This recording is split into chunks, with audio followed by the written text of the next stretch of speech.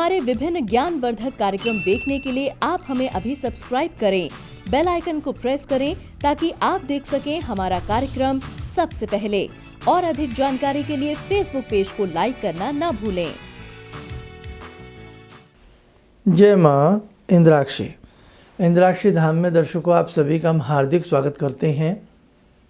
आइए आज हम चर्चा करते हैं गुरुदीक्षा के ऊपर। ऐसे बहुत साधक हैं जो गुरुदीक्षा की बाट देख रहे हैं। ऐसे बहुत लोग हैं जो इंद्राक्षी धाम से जुड़ना चाहते हैं। आज तक भी लोग गुरुदीक्षा के लिए अपना नामांकन करा रहे हैं, लिखवा रहे हैं। और जो गुरुदीक्षा का पूरा प्रारूप था वो हम बना चुके हैं और उस पूरे प्रारूप को बहुत शीघ्र आपके सामने हम प्रस्तुत करना चाहते हैं। लेकिन मैं अपने सभी साधकों से एक अनुरोध ज़रूर करूँगा कि गुरुदीक्षा जीवन में होनी चाहिए और गुरुदीक्षा का महत्व जीवन में बहुत ही बड़ा होता है। आधे लोग, आप माइंड ना करें, आधे लोग ऐसे भी फ़ोन करते हैं कि जिन्हें गुरुदीक्षा का बिल्कुल भी पता नहीं है, नाम लिखवा देते हैं। ऐसे बहुत लोग हैं।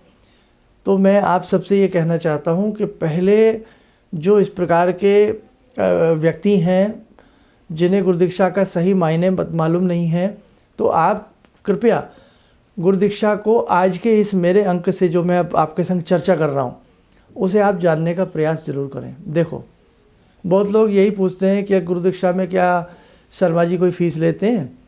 तो देखो, गुरुदीक्षा की कोई दक्षिणा नहीं होती। दक्षिणा होती है गुरुदीक्षा की, वो भी मैं आपको बताऊंगा क्या होती है। सबसे पहले रुपयों में, पैसों में, धन में, दौलत में गुरु आपसे कुछ नहीं चाहता। गुरुदीक्षा की ऐसी कोई मांग नहीं होती। गुरुदीक्षा की दक्षिणा क्या होती है वो सुन लीजिए। गुरुदीक्षा की जो दक्षिणा होती है वो होता है आत्मसमर्पण। आप अपने गुरु के प्रति कितनी श्रद्धा रखते हैं, आप अपने गुरु के प्रति कितनी श्रद्धा रखते हैं, आप कैसे उन्हें आत्मसमर्पण करना चाहते हैं। यहाँ आप किसी को भी देख लीजिएगा, आप तुलसीदास जी को देखिएगा, आप चाणक्य को देखिएगा, आप किसी को भी देखिएगा कि किस प्रकार से उन्होंने अपने समर्पण भाव को अपने गुरु के प्रति जगा करके रखा। अब समर्पण में भी कई चीज़ें होती हैं कि समर्पण कई बार हम करते हैं बहुत देर के बाद और फिर बहुत देर हो जाती है। इसलिए समर्पण जैसा पहले दिन हो ना गुरु के प्रति और अपने भगवान के प्रति, वैसा ही समर्पण जीवन की अंतिम सांस तक रहना चाहिए। गुरु एक पिता के तुल्य ही हो जाता है, बल्कि पिता से भी बड़ी शक्ति होता है। परम पूज्य गुरुदेव कहा करते थे कि गुरु व्यक्ति नहीं है, गुरु एक बहुत बड़ी शक्ति है, समझे। और दूसरी बात, जैसे एक पिता ये चाहता है कि मेरी संतानें बहुत आगे बढ़ें, मेरी संतानें बहुत काबिल हों, मेरी संतानें के जीवन में कोई अभाव ना आए, मेरी संतानें फलें फूलें, ऐसे ही गुरु की इच्छा होती है कि मेरे शिष्य मुझसे बहुत आगे चले जाएं, बहुत आगे बढ़ जाएं। तो ये गुरु के भी भाव होते हैं।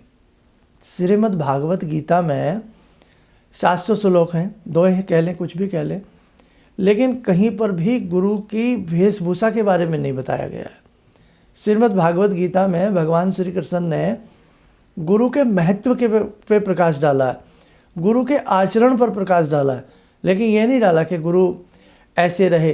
तो कहने का भाव यही है कि आप जिस ऐसी शिष्य की भी बातें होती हैं, आप क्या खाते हैं, आप कैसे रहते हैं, आप जैसे मर्जी रहिए, झोपड़ी में रहिए, महल में रहिए, आप कहीं पर भी रहिए, लेकिन आपकी समर्पण भावना अपने गुरु के प्रति शानदार होनी चाहिए। तब जाकर के गुरुदीक्षा का मायना पता लगता है। कई बार हमें ऐसे भी लोग टकराते हैं कि मैंने साहब उन्हें गुरुजी बना लिया है और बस मैंने तो एक ही शर्त रखी है कि मेरा मकान बन जाए तो मैं तुम्हें गुरु मान लूँ। अब ये क्या बात हुई? मेरा बच्चा पास हो जाए तो मैं तुम्हें गुरु मान लूँ, मेरा स्कूटर खो गया है वो मिल जाए तो मैं तुम्हें गुरु मान लूँ। तो हम क्या कर रहे हैं? हम गुरुदीक्षा ले रहे हैं। हम यानी कि गुरु जी की ड्यूटी लगाने कि वो आपका स्कूटर ढूंढ के लाएँ और आपको दे दें। आप गुरु जी की ड्यूटी लगा रहे हैं कि वो आपके लिए धन कमाएं, आपका मकान बनवा दें। आप गुरु जी की ड्यूटी लगा रहे हैं कि आप बच्चे को ना पढ़ाएं, आपका ट्यूटर बच्चे को ना पढ़ाए, गुरु जी पढ़ाए, आपको बच्चे को पास करा दें। ऐसी दीक्षा लेना चाहते हैं आप, या कैसी दीक्षा लेना चाहते हैं? दीक्षा वो कि जिसमें गुरु से कुछ सीखें और सीख करके लाखों हज़ारों लोगों को सिखाएं, समझे? परम पूज्य गुरुदेव ने एक बात कही, आप कभी हमारे गुरुदेव को पढ़िए, आप कभी हमारे गुरुदेव को सुनिए, आप कभी शांति कुंज जाइए, आप अखंड ज्योति पढ़िए, अपने घर में अखंड ज्योति लगाइए, परम पूज्य गुरुदेव का साहित्य कभी अपने घर में रखिए, आपको समझ में आएगा कि कैसे गुरु भक्ति होती है। परम पूज्य गुरुदेव जिस वक्त बहुत छोटी सी उम्र में थे, तो उस वक्त में ही परम पूज्य गुरुदेव के गुरुदेव ने उनको दर्शन दिए कि लो में से प्रकट हुए और दर्शन दिए। बालक थे, थोड़ा घबरा भी गए, लेकिन जब गुरु का सानिध्य मिल जाता है तो ऐसा लगता है कि जैसे एक बच्चे को माँ की गोद मिल जाती है, सुरक्षित महसूस करता है अपने आप को। तो गुरुदेव के गुरु ने कहा कि बेटा, हम तुम्हारे कई जन्मों से गुरु हैं और इस जीवन में भी हम तुमसे जुड़ रहे हैं, तुम्हें अपना शिष्य मानते हुए तुमसे कुछ कराना चाहते हैं। एक छोटे से बच्चे ने अपने गुरु को जो शपथ ग्रहण की, अपने गुरु से जो वायदा किया, परम पूज्य गुरुदेव ने 80 वर्ष की उम्र तक उस चीज़ को टस से मस नहीं होने दिया। सारा जीवन उन्होंने अपने गुरु को समर्पित कर दिया, पूरा जीवन। और इसमें कहीं कोई अतिशयोक्ति नहीं है कि वर्ल्ड के एक बहुत बड़े राइटर परम पूज्य गुरुदेव हैं, विज्ञान वेत्ता हैं, नाना बातों में परम पूज्य गुरुदेव का जवाब नहीं है। देखो, जब तक हम किसी चीज़ को जानेंगे नहीं, तब तक हम उस चीज़ को समझेंगे नहीं। अब समर्पण भावना चैतन्य महाप्रभु की देखिएगा, है ना। वो कहते हैं कि मैं बहुत ज़्यादा मंत्र नहीं पढ़ता था, लेकिन मैं हर समय भगवान कृष्ण में होकर के रहता था। और जिस वक्त दोबारा से द्वारिका का निर्माण हुआ तो चैतन्य महाप्रभु से बहुत सारी चीज़ें पूछी गई। वो अपनी छड़ी रखते चले गए कि यहाँ पर ये हुआ करता था, आत्मज्ञान से। तुलसीदास जी का समर्पण देखिएगा कि उन्होंने कितने समर्पण भाव से भगवान श्री राम को ध्यान करते हुए रामायण की रचना की, और आज वो रामायण हम सबके घर में है ना। वाल्मीकि जी को देखिए, तुलसीदास जी से भी कितना पहले उन्होंने रामायण की रचना की। अब वेद व्यास जी को देखिएगा कि कितना पहले वेद व्यास जी ने हमारे लिए वेदों की रचना की, पुराणों की रचना की, उपपुराणों की रचना की। उनका दिल देखिए, किसके लिए की? आपके लिए और हमारे लिए। हमारे बच्चे आज उन चीज़ों का मजाक उड़ा रहे हैं, लेकिन विदेशों में उन चीज़ों पे सर्च हो रही है। विदेशों में उन चीज़ों से निकाल करके टेक्नोलॉजी निकाल करके नाना भांति के कार्य हो रहे हैं। विदेशों में संस्कृत के स्कूल कॉलेज बढ़ते जा रहे हैं, संस्कृत भाषा का क्रेज़ बढ़ता जा रहा है। लेकिन हमारे यहाँ आप सब जानते ही हैं, लेकिन हमारे यहाँ भी ऐसा नहीं है कि अब बहुत कुछ इन चीज़ों के पीछे अवेयरनेस जाग रही है बच्चों की, आप जुड़ रहे हैं। तो किसी भी चीज़ के पीछे समर्पण भावना आपकी होनी ही चाहिए। मीराबाई की समर्पण भावना देखिए कि आप क्या समझते हैं कि मीराबाई क्या करती होंगी? कौन से मंत्र को मीरा पढ़ती होंगी? ज़्यादा ज़्यादा श्री कृष्णा ही वो करती होंगी, और श्री कृष्णा करते करते भगवान श्री कृष्ण में वो विलीन हो गई। देखो उनकी भावना। भिल्ली किस मंत्र को पढ़ती होंगी? राम जी को खींच लिया उन्होंने। क्या चुंबक शक्ति उनके अंदर रही है, मैग्नेटिक पावर रही है कि भगवान राम उनके पास जाने को विवश हो गए, और जाकर के कैसे प्रेम भगवान ने उनको दिखाया। तो देखो भाई, मेरा कहने का भाव यही है कि आप दो लोग जुड़ें, किसी भी संस्थान से, किसी भी गुरु से, एक व्यक्ति जुड़े, जीवन के आखिरी दिन जुड़ें, जीवन की आखिरी सांस में जुड़ें, लेकिन श्रद्धा के साथ, समर्पण के साथ। नहीं तो गुरु एक इतनी बड़ी शक्ति होती है कि गुरु से हम कुछ सीख नहीं पाएंगे। अगर हमारे प्रेम में कहीं कमी रहेगी तो ये हमेशा ध्यान रख के चलना। आप सोना खरा होगा तो ही उसकी टंच बढ़िया निकल करके आएंगी। यदि सोना खरा नहीं होगा तो वो सदैव खोटा ही कहलाएगा।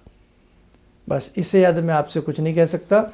आज कुल मिलाकर के मेरा संदेश आपको यही था कि जो भी इंद्राक्षी धाम संस्था से, इंद्राक्षी धाम से, हमसे जो भी जुड़ना चाह रहे हैं तो वो हृदय से जुड़ें, तो हमें भी अच्छा लगेगा और आपको तो लगेगा ही लगेगा।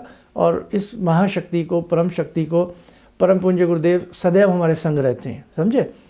बहुत सारी प्रेरणाएं उनकी समय समय पर हमें मिलती रहती हैं, हमें जागृत करती रहती हैं। तो ये समझो कि क्या पता किस रूप में कौन आपसे क्या समझा रहा है।